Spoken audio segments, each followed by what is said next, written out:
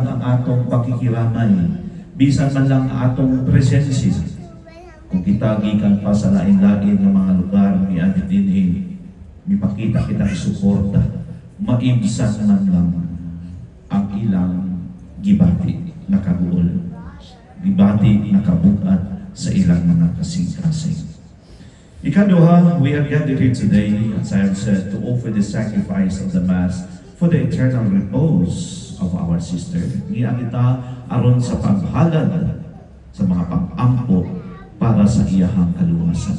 Kung unsa man ang iyang mga kalapasan nga nahimo dinhi sa kalibutan, atong pangayoon sa Ginoo, atong iampo sa Ginoo. Labi na gayon pinaagi ninyong Eucharistia, naunta siya pasaylood aron mahimo siya kanayan musulod ngadto sa iyang gikarian, magisaad ni Kristo kanatong tanan. Ikatulong nga rason kung anong aniya kita ron dinhi ni ang kita kaya ron sa panamilit kaniya. Kay nasayon ako, human ini, unya, ilubong na siya. Dili na nato siya ang makita. Panahon para manamilit kaniya. At the same time, panahon usab para magpasalamat kaniya. Because in one way or another siya nahimong blessing. Blessing ka na atong tanan, blessing sa pamilya, blessing sa iyang anak, blessing sa iyang mga igsuon. Busa pasalamatan nato siya. Bisan pa man kung kita manamilit kaniya, we say goodbye, atong hinumduman mga igsuon, nga atong panamilit is not a permanent goodbye. Because our faith teaches us that after our life here on earth, we will be gathered together in God's kingdom where there will be no more pain, no more tears dito sa gitarian sa Diyos. Right, so when we are confronted with the reality of death, halo-halo, sagol-sagol ang atong ginamati. Sama sa akong giingon, nagpatigbabaw gayon ang kaminaw, nagpatigbabaw gayon ang kaguol, nagpatigbabaw ang kasubo. Maugid na ang naa sa atong kasing-kasing. Pero dili lamang kasubo, dili lamang kamingaw ang atong ginabation. Usahay, mubati usab kita og pagmahay. Mubati kita og kasuko. Adunay usab kahigayon nga dihang ako ang Associate Chaplain sa Philippine Heart Center sa Quezon City.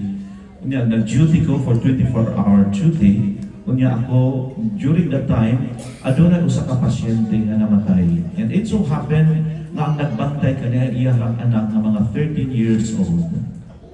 Ang asawa niya ato sa Bulacan, kaya siguro niya ato sa mga paryente, siguro na ngayong tabang para sa panggasto sa ospital. Ang pamilya, sila, pasyente, taga Iloilo. Sa dihang namatay, ang pasyente, automatic ang chaplain mo adto dito kay tawgon man ang chaplain. Ug ako na matigdan na ang bata nga siya ray nabilin 20 gyud ang hilak. 20 gyud ang hilak, natural naman, no? Natural naman nga mo hilak tungod kay nawala ang iyang papa. Nawala ang iyang tatay. Pero ang natingala ko kay ang bata gawas sa iyang paghilak, nagsigi siya og pamalikas. Iyang ibalikas ang iyang tatay nga namatay. Nanuman, because it was unfair for him nga magdako siya, nga wala siya ay tatay. Nagmahay siya sa iyang tatay. Nasuko siya sa iyang tatay kay siya gibiyaan. Nasuko usab siya, nagmahay usab siya sa Ginoo. Kay lagi, bata pa lamang siya, gikuha naman ang iyang tatay, ang iyang papa. Dili lamang kasuko, dili lamang kamingaw ang atong bation, o dili lamang pagmahay, dili lamang kasuko, usahay, mubati usab kita og kahadlok. Labi na kung doon na bitaw tayo atraso na buhat sa tao, o niya wala bitaw tayo nakapangayong pasaylo. Mahadlok ta, labi na yun sa ato, kanato nga naa sa atong muna-muna. Kusog kaayo ang atong pagtunga, basin kalagunta. Naatana, no? Pagmuna-muna, naatana, no? Labi na kung naatay na himo nga di maayo atong namatay. Pinaut-unta, wala magibati niya na. Pero usahay na ay imong anak na pagbati. Ana ay kahadlok. Adon na ako'y naila usab na pasyente na dito ba ako sa National Kidney and Transplant Institute, isip chaplain dito. Usa siya ka transplant patient. So for how many years nag-dialysis siya? O gituluyan siya sa Ginoo nga na-transplant siya. No? So isip pasalamat niya sa Ginoo, nag-volunteer siya sa chapel sa hospital, nagatabang-tabang siya sa amuang. O notsahay, o mag-prepare mi sa chapel para sa kinaugmaan, Domingo, celebration, mag-prepare mi, mag-arrange ang mga bulak, mag-hinlog, o sahay mag-joke-joke mi. Amo siyang binuangan. O niyag, masukukan ni siya sa amuang, kay Bisaya man po, masukukan ni siya sa amuang, moingon dayon siya. Sige, pag namatay ka ko, kalagon ka dyan mo. Mo ginapirme niyang iginasulti. Pero ako siyang ginatubag. Ako siyang ginaingnan. Sige, kung mamatay ka, kalagamin. Kaya kung kalagon ka minimo, mahibal-an mo kung asa ka na paingon.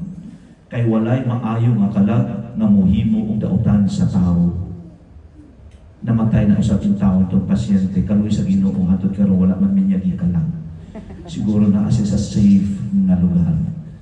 So, dili lamang kamingaw, dili lamang kasubo, dili lamang kahadlok, unta na ay gamay na buwang sa atong kasing-kasing nga bubati kita gamay na kalipay. Gamay na kalipay. Bisan man og lisod kuna-kunaon, lisod bation kay lagi na tigbabaw man yun ang kasubo, ang kamingaw. Unta na gamay nga buwang sa atong kasing-kasing nga mubati kita kalipay. In 2013, namatay ang akong papa. Sa diyang namatay akong papa, wala ko diri, wala ko sa amua, kay I was assigned in Samar.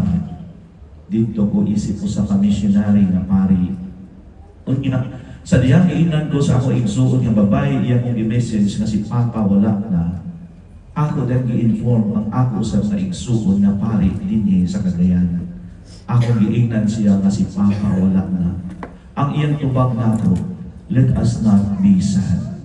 Let us rejoice because Papa is back to the Father. No more pain, no more pain. Unta, mausap ka na gamay na buwang nga atong pation sa tagsa-tagsa nato sa mga kasing-kasing. Nasayod kita ang atong igsuon na si Raquel sa buhi pa, nag-antos usap in town siya sa sakit. Nakita man ako siya sa diyang ibisita nako siya dito sa Ace Medical Center. Nakita nako siya. Nag-antos in town siya sa sakit. No? And sa dihang gidala no sa siya balik sa ospital, the following day I was informed na nawala na dahil siya, may panaw na siya.